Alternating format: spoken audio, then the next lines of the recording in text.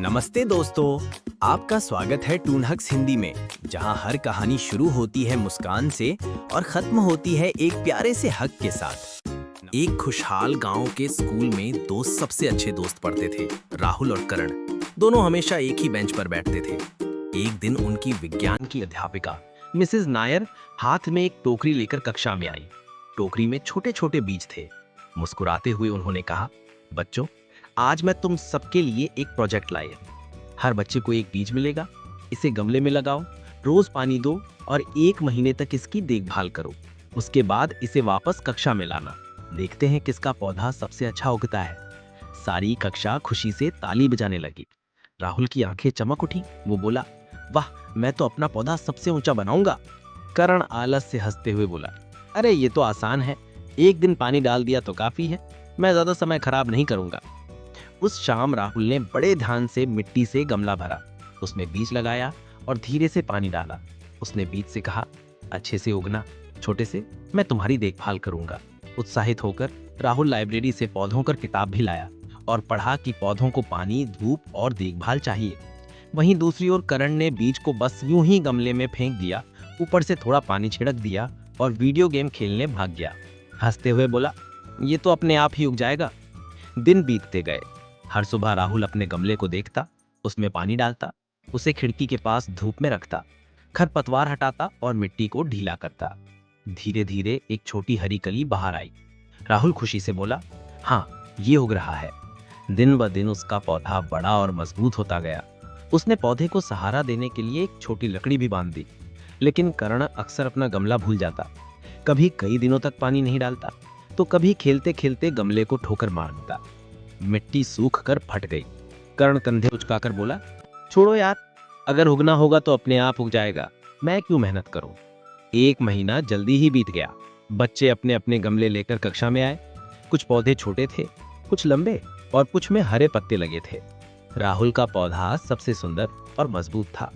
लेकिन जब करण की बारी आई, उसका गमला लगभग खाली था, सिर्फ सूखी मिट्टी और एक कमजोर भूरी टहनी। कक्षा के बच्चे हंसने लगे। एक छात्र फुसफुसाया, देखो, करण का पौधा तो मर गया। शर्मिंदा होकर करण ने सिर झुका लिया। मिसेस नायर ने राहुल और करण दोनों को आगे बुलाया। उन्होंने पूछा, राहुल, तुमने अपने बीज के साथ क्या किया? राहुल मुस्कुराते हुए बोला, मैडम, मैंने रोज पानी डाला, धूप दी और उसकी देखभाल की। बहुत अच्छा। मिसेस नायर ने सराहना की। फिर बोली, और करण, तुमने क्या किया? करण घबराते हुए बोला, मैडम, मैंने सोचा था बीज अपने आप उग जाएगा, मैंने ठीक से देखभाल नहीं की। मिसेस नायर ने सिर हिलाया और पूरी कक्षा से बोली, बच्चों, ये पौधा तुम्हारे भविष्य जैसा है। अगर तुम रोज मेहनत करोगे तो ये खूबसूरती से बढ़ेगा, जैसे राहुल का पौधा। लेकिन अगर तुम इसे अनदेखा करोगे तो ये सूख जाएगा, जैसे प्रण का। पढ़ाई, अनुशासन और अच्छी आदतें ही तुम्हारी जिंदगी की धूप और पानी है।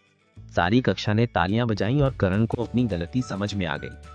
उस शाम करण घर पर चुपचाप बैठा अपने सूखे गमले को देख रहा था। उसने सोचा, मेरा बीज इसलिए मरा क्योंकि मैंने ध्यान नहीं दिया, ठीक वैसे ही जैसे मेरी पढ़ाई बिगड़ जाएगी अगर मैं मेहनत न करूं। राहुल का पौधा उसके अच्छे अंकों जैसा है, ताजा और हरा। मेरा तो मेरी रिपोर्ट कार्ड जैसा है, सूखा और कमजोर।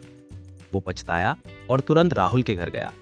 करण ने विनम्रता से कहा, राहुल, मैंने तुम्हारा मजाक उड़ाया था, लेकिन तुम सही थे। क्या मैं कल से तुम्हारे साथ पढ़ाई और पौधे की देखभाल कर सकता हूँ? राहुल ने गर्मजोशी से मुस्कुराते हुए कहा, जरूर करण, अपने भविष्य को पानी देना कभी देर नहीं होती। अगले ही दिन से दोनों दोस्त साथ मिलकर मेहनत करने लगे। राहुल ने करण को नया बीज लगाने में मदद की। वे रोज साथ पढ़ाई करते, गमलों में पानी डालते और एक दूसरे को प्रोत्साहित करते। कुछ हफ्तों बाद करण का नया बीज भी एक हरे भरे पौधे में बदल गया और उसकी पढ़ाई में भी अच्छे अंक आने लगे। घर से मिसेस नायर बोली, देखो बच्चों, जब हम मेहनत करते हैं तो सबसे कमजोर बीज भी खिल उठता है। और इस तरह राहुल और करण ने एक बड़ी सीख सीखी। जैसे पौधों को रोज देखभाल की जरूरत होती है, वैसे ही हमारी पढ़ाई और भविष्य को भी मेहनत, अनुशासन और ध्यान की जरूरत होती है।